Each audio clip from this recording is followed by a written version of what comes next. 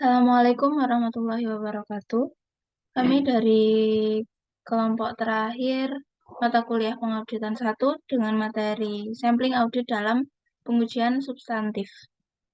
Sebelum memulai presentasi, saya akan memperkenalkan anggota kelompok. Yang pertama ada saya sendiri, Dwi Agustina NPM 0028, Hori Sofiana NPM 0029, dan Putri Octavia Gusmiranda NPM 0036.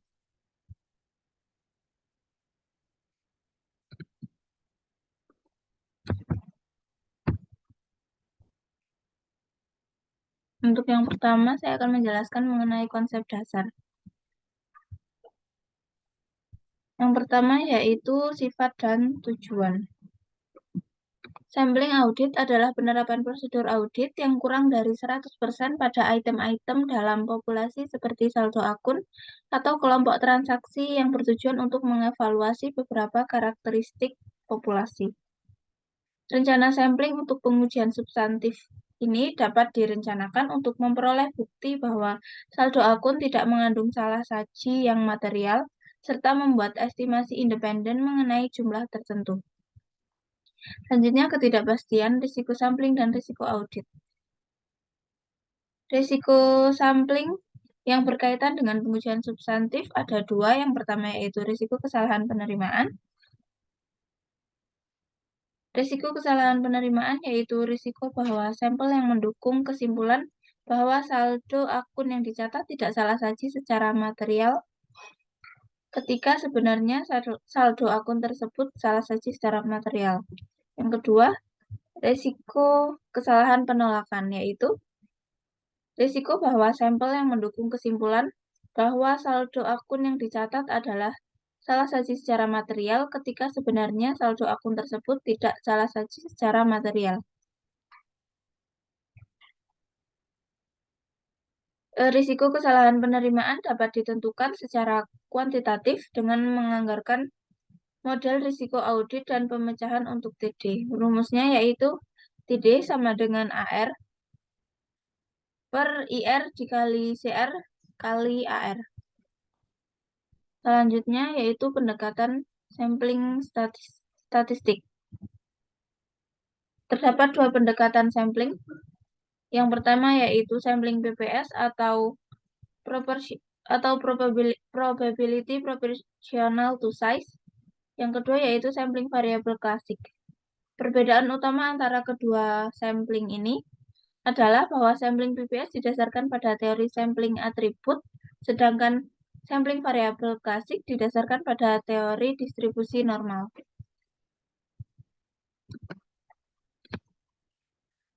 Selanjutnya yaitu sampling PPS. Sampling PPSI adalah pendekatan yang menggunakan teori sampling atribut untuk membuat kesimpulan dalam jumlah nominal, bukan dalam jumlah tingkat penyimpangan. Bentuk sampling ini dapat digunakan dalam pengujian substantif atas transaksi dan atas saldo.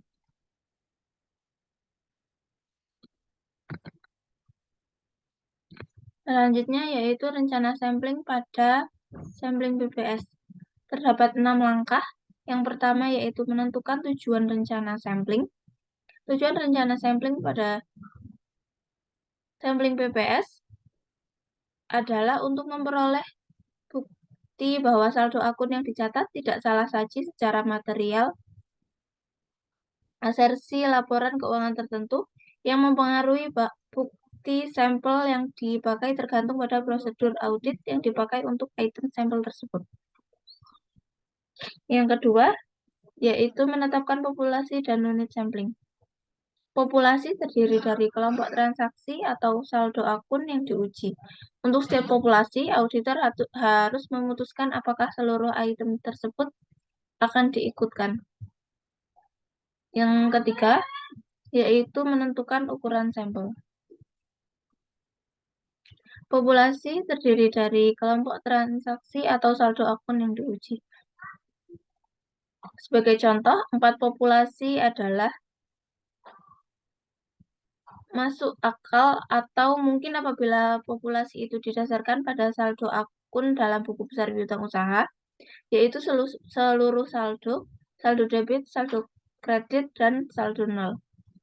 Untuk unit sampling, dalam sampling PPS adalah dolar itu sendiri, dan populasinya adalah jumlah dolar yang sama dengan jumlah total dolar pada populasi tersebut. Yang keempat yaitu menentukan metode pemilihan sampel. Rumus yang digunakan yaitu N sama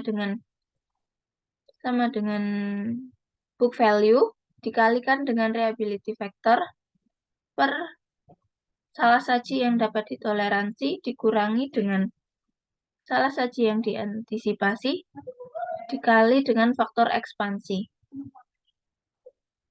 Untuk nilai buku populasi yang diuji ini digunakan untuk menentukan ukuran sampel harus berhubungan secara tepat dengan definisi populasi yang dijelaskan dalam bagian terdahulu. Jumlah nilai buku mempunyai pengaruh langsung terhadap ukuran sampel. Semakin besar nilai buku yang diuji, semakin besar ukuran sampel. Lanjut, untuk faktor reliabilitas untuk resiko kesalahan penerimaan, auditor harus mempertimbangkan tingkat risiko audit yang dapat diterima bahwa mungkin ada salah saji material dalam akun tersebut yang tidak akan terdeteksi, penilaian tingkat risiko pengendalian, serta hasil pengujian rincian dan prosedur analis. Langkah yang kelima yaitu melaksanakan rencana sampel. Metode yang paling banyak digunakan dalam sampling PPS adalah pemilihan sistematis. Metode ini memisahkan total populasi dalam dolar ke interval uang sebanding dengan dolar. Untuk rumusnya yaitu SI atau interval sampling sama dengan BF, BV atau book value per N.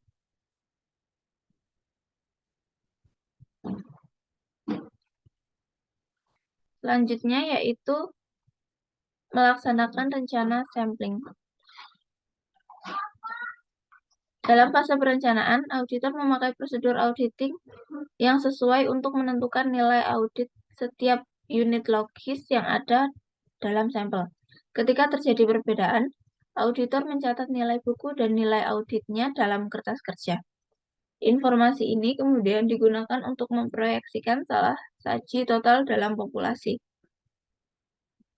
Untuk langkah yang keenam, yaitu mengevaluasi hasil sampel. Dalam mengevaluasi hasil sampel, auditor memperhitungkan batas atas salah saji atau UML dari data sampel dan membandingkannya dengan salah saji yang dapat ditoleransi tertentu dalam perencanaan sampel. Jika UML lebih kecil dari atau sama dengan salah saji yang dapat ditoleransi, hasil sampel mendukung kesimpulan bahwa nilai buku populasi tidak dicatat melebihi TM pada risiko kesalahan penerimaan yang ditetapkan. Untuk rumusnya yaitu UML sama dengan PM atau salah saji total yang diproyeksikan dalam populasi ditambah dengan ASR atau cadangan risiko sampling.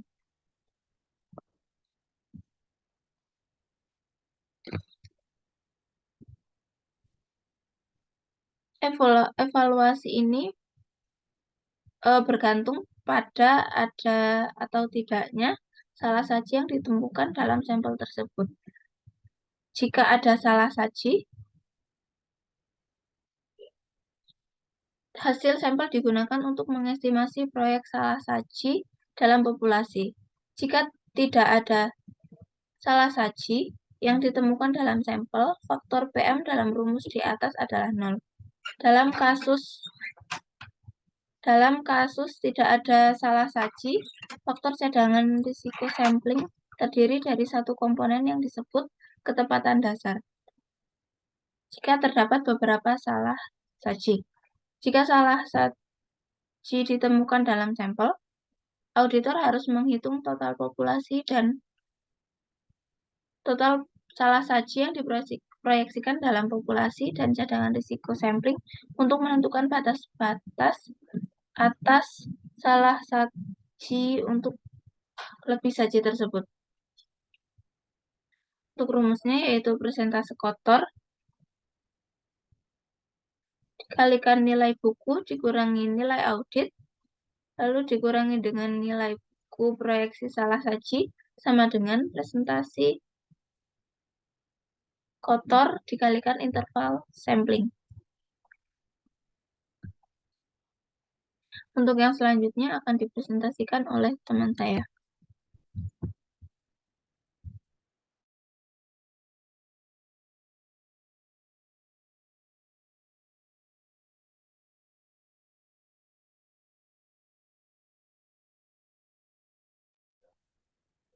Selanjutnya ada kelebihan dan kekurangan. Pedoman sampling audit oleh AIPA menunjukkan beberapa kelebihan dan kekurangan sampling TPS. Kelebihannya yang pertama ada sampling TPS umumnya lebih mudah digunakan daripada sampling variabel klasik. Karena auditor dapat menghitung ukuran sampel dan mengevaluasi hasil sampel secara langsung atau dengan bantuan tabel. Yang kedua ada ukuran sampel TPS tidak didasarkan pada beberapa ukuran penyimpangan yang diestimasi pada nilai audit. Selanjutnya ada ukuran sampel TPS tidak didasarkan pada beberapa ukuran penyimpangan yang diestimasi pada nilai audit.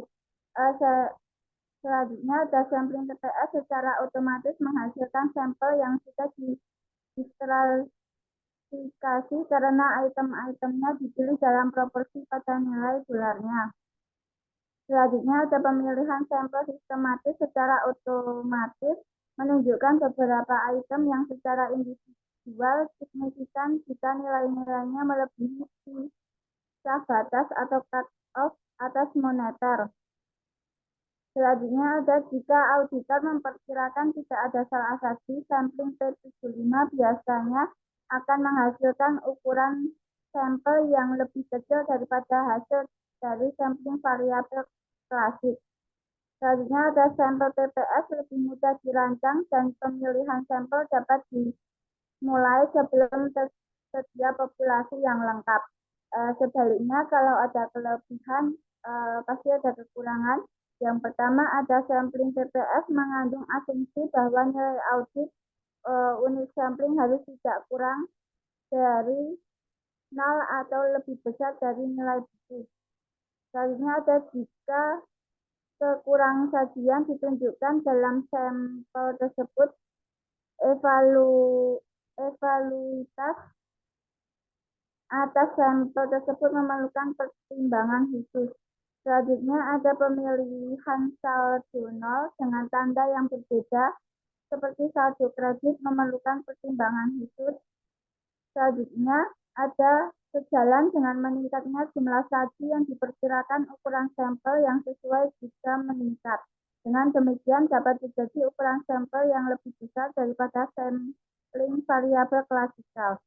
Selanjutnya ada evaluasi TPS dapat melebihi ASR jika salah saji ditemukan dalam sampel.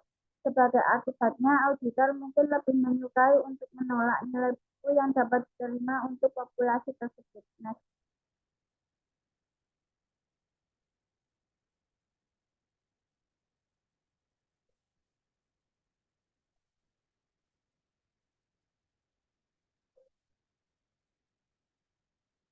Selanjutnya ada sampling variabel klasik. Sampling variabel klasik ini bermanfaat bagi auditor pada saat tujuan audit berkaitan dengan kemungkinan kurang saji atau lebih saji dari saldo akun dan keadaan lain ketika sampling TPS tidak efektif. Next.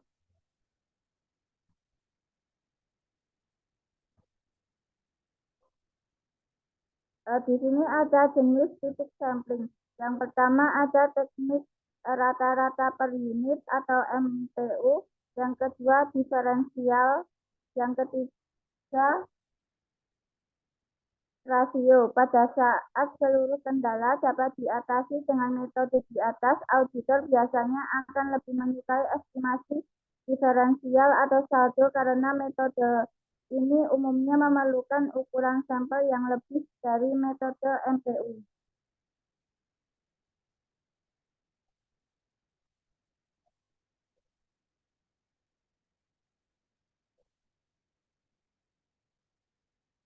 Selanjutnya ada estimasi dengan per unit atau MPU.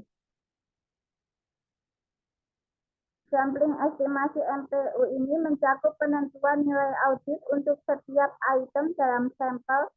Rata-rata nilai audit ini kemudian dihitung dan dikalikan dengan jumlah unit dalam populasi yang ditemukan pada estimasi total nilai populasi. Yang pertama ada menentukan tujuan MPU. Tujuan rencana sampling MPU ini untuk memperoleh bukti bahwa catatan saldo akan tidak salah satu secara material atau mengembangkan estimasi independen tentang jumlah ketika tidak ada catatan nilai buku yang tersedia. Yang kedua ada menetapkan populasi dan unit sampling. Dalam menetapkan populasi, auditor harus mempertimbangkan sifat item yang ada dalam populasi dan apakah seluruh item memenuhi ketentuan untuk dipilih dalam sampel tersebut. Unit sampling ini harus disesuaikan dengan tujuan audit dan prosedur audit yang dilakukan. Selanjutnya ada menentukan ukuran sampel. Dalam menentukan ukuran sampel ini terdapat faktor yang menentukan ukuran sampel dan estimasi sampel. Ukuran sampel atau jumlah unit ini secara langsung mempengaruhi ukuran sampel. Semakin besar populasi, semakin besar ukuran sampel. Selanjutnya ada estimasi penyimpangan standar populasi. Dalam estimasi MPU, ukuran sampel diperlukan untuk mencapai tujuan statistik yang ditetapkan yang dikaitkan secara langsung dengan variabilitas nilai pada item populasi. Ukuran variabilitas yang digunakan adalah penyimpangan standar. Terdapat ada 3 cara pengestimasian ini. Yang pertama, dalam perikatan berulang, penyimpangan standar yang ditemukan dalam audit terdahulu dapat digunakan untuk mengestimasi penyimpangan standar tahun berjalan. Yang kedua, ada penyimpangan standar dapat diestimasi dari nilai buku yang tersedia. Yang ketiga, auditor dapat mengambil sampel kecil yang terdiri dari 30-50 item dari mendasarkan estimasi tersebut pada penyimpangan standar populasi tahun berjalan dari nilai audit item sampel ini. Yang keempat ada menentukan metode pemilihan sampel.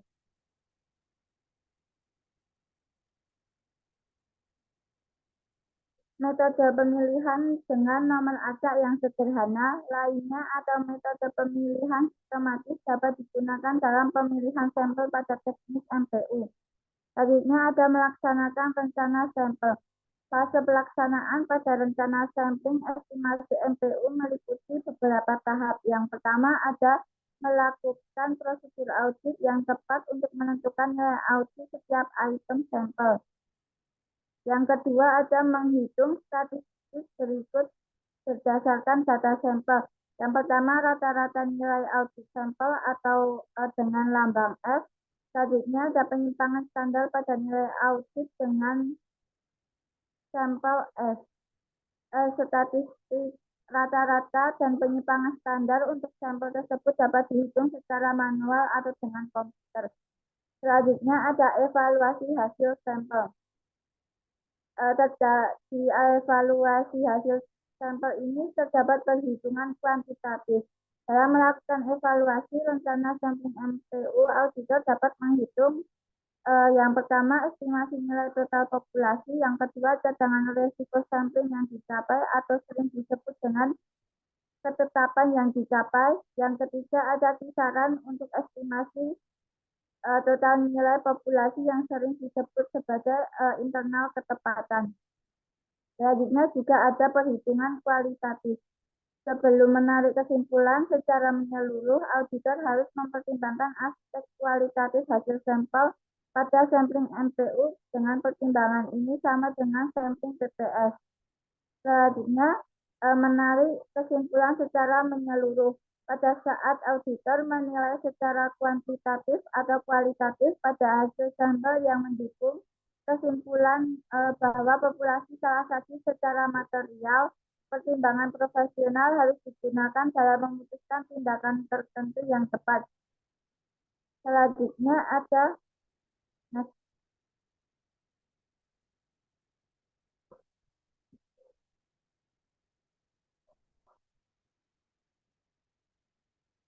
selanjutnya ada estimasi diferensial. Dalam sampling estimasi diferensial ini terdapat perbedaan di hitungan untuk setiap item sampel dari nilai audit item tersebut dikurangi dengan nilai bukunya. Rata-rata perbedaan ini kemudian digunakan untuk memperoleh estimasi nilai populasi dan variabilitas perbedaan digunakan untuk menentukan cadangan resiko sampling yang dicapai.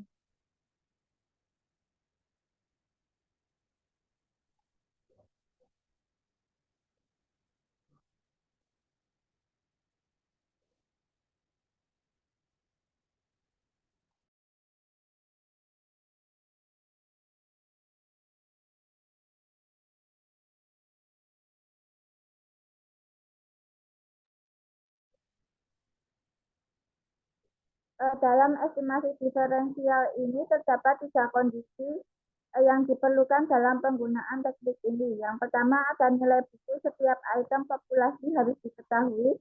Yang kedua, total nilai buku populasi harus diketahui dan sesuai dengan jumlah nilai buku item secara individual. Yang ketiga, terdapat perbedaan yang besar antara nilai audit dan nilai buku yang diperkirakan. Di sini ada langkah yang dapat dilakukan. Yang pertama ada menentukan tujuan dan menetapkan populasi. Metode ini dapat digunakan untuk memperoleh bahwa bukti yang dicatat tidak salah satu secara material.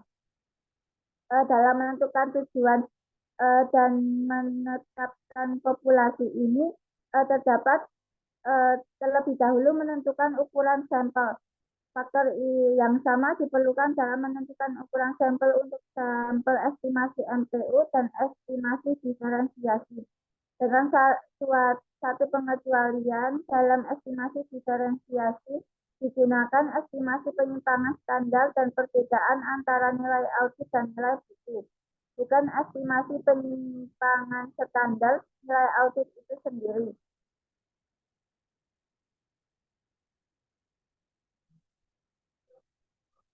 Perubahan diperlukan dalam rumus sebelumnya dalam estimasi MPU untuk menghitung standar penyimpangan dan ukuran sampel. Dalam rumus penyimpangan standar ini diperlukan substitusi dalam simbol berikut. Yang pertama, SDG atau estimasi penyimpangan standar dari perbedaan populasi untuk SXG. Yang kedua, DG atau perbedaan antara nilai audit dan nilai buku pada item sampel individual untuk X1. Yang ketiga ada D atau rata-rata perbedaan antara nilai audit dan nilai buku untuk item sampel untuk X. Yang kedua ada metode pemilihan sampel. Menentukan metode pemilihan sampel ini dalam tahap baik dalam estimasi maupun estimasi MPU maupun estimasi diferensiasi. Dalam perencanaan pemilihan rencana sampling ini dengan menentukan nilai audit setiap item sampel dengan hal ini pada sampling MPU, namun untuk selanjutnya diperlukan tahap berikut. Yang pertama, menghitung perbedaan untuk setiap item sampel yang sama pada nilai audit item tersebut dikurangi nilai bukunya. Yang kedua, jumlah perbedaan item sampel individual. Yang ketiga, membagi jumlah perbedaan tersebut dengan jumlah dalam sampel untuk memperoleh rata perbedaan. Yang keempat, menghitung Standar penyimpangan perbedaan sampel. Next, selanjutnya akan disampaikan rekan saya. Yang selanjutnya, dalam sampling estimasi rasio, pertama auditor menentukan nilai audit untuk setiap item dalam sampel. Berikutnya, rasio dihitung dengan membagi jumlah nilai audit dengan jumlah nilai buku untuk item sampel tersebut. Rasio ini dikalikan dengan total nilai buku untuk mendapatkan estimasi nilai populasi total. Langkah estimasi rasio, yang pertama melaksanakan rencana sampling, yang kedua mengevaluasi hasil sampling. Next.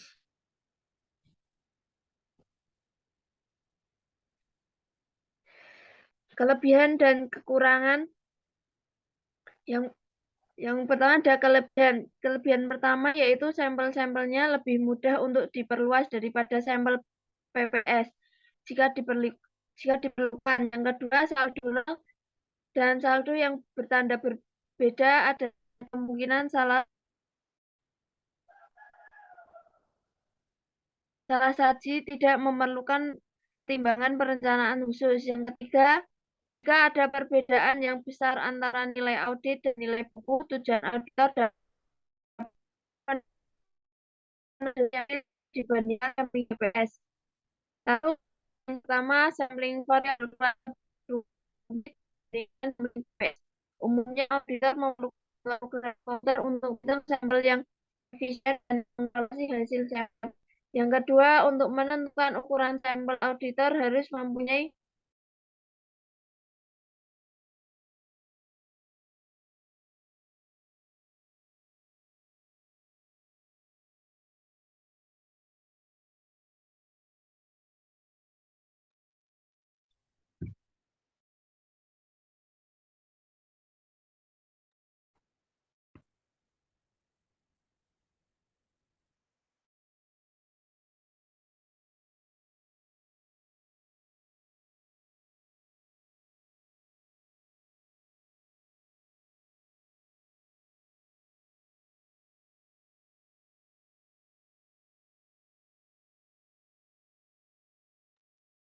Baik, saya lanjutkan terlebih dahulu. Yang kekurangan yang kedua yaitu untuk menentukan ukuran sampel.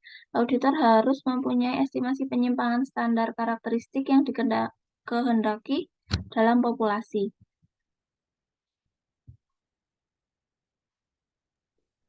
Yang ketiga, yang selanjutnya yaitu sampling non-statistik.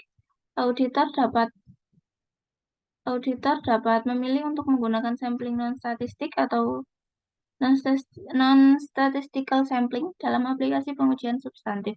Perbedaan utama antara sampling non-statistik dan statistik terletak dalam tahap-tahap penentuan ukuran sampel dan pengevaluasian hasil sampel.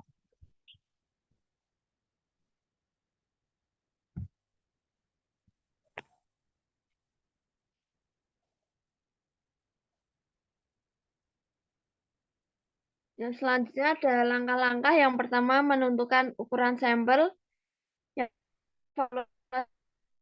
dua metode yang dipakai dalam memproyeksikan salah saji dalam sampling non-statistik adalah pertama, metode rasio di mana auditor mengestimasi nilai audit populasi berdasarkan rasio nilai audit sampel dibagi dengan nilai buku sampel tersebut. Yang kedua, metode diferensiasi di mana auditor mengestimasi nilai audit populasi dengan menambah atau mengurangi proyeksi diferensiasi antara nilai audit dan nilai dari populasi. Next.